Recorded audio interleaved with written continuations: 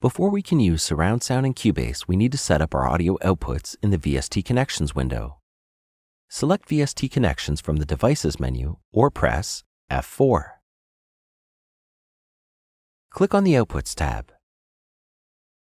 Right now, we have a single stereo output. Let's delete it. Right-click on it and choose Remove Bus. You'll get a message saying that the output is being used, but just hit Yes to delete it anyway. Press the Add Bus button and choose 5.1 and click OK. Now you need to choose which physical outputs you're going to use on your audio card. You'll need to have an audio card that has at least 6 outputs on it. It's usually already done for you, but you can change the assignments if you like. Once the outputs are set, close the window. Let's say you were given 6 audio tracks and you had to create a surround mix. Each track needs to be sent to each of the surround outputs in our mixer.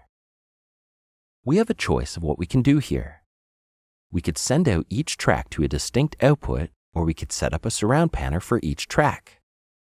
Let's set up these tracks to distinct outputs. Because we've already set up our outputs in the VST Connections window, we just need to send each track to an output.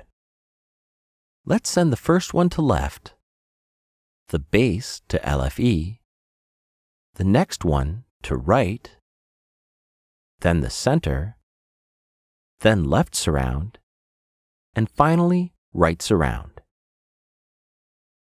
If you have multiple speakers hooked up to the audio outputs of your sound card, you'll be able to hear it in surround sound.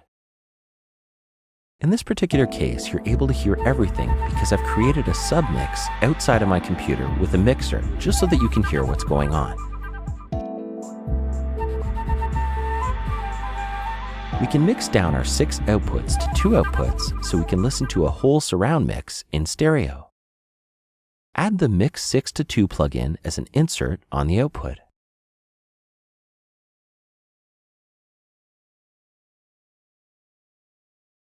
I'm going to raise the volumes on all of these tracks and make sure Normalize isn't on.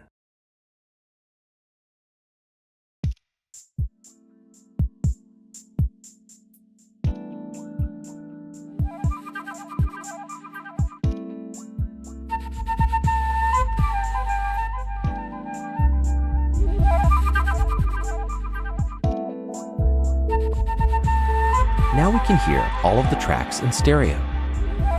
Notice that the VU meters on the output track are now shown as a stereo out. If you want to switch it to see the 5.1 VU activity, then choose to view the output pre-fader. Move ahead to the next chapter to learn about surround panning.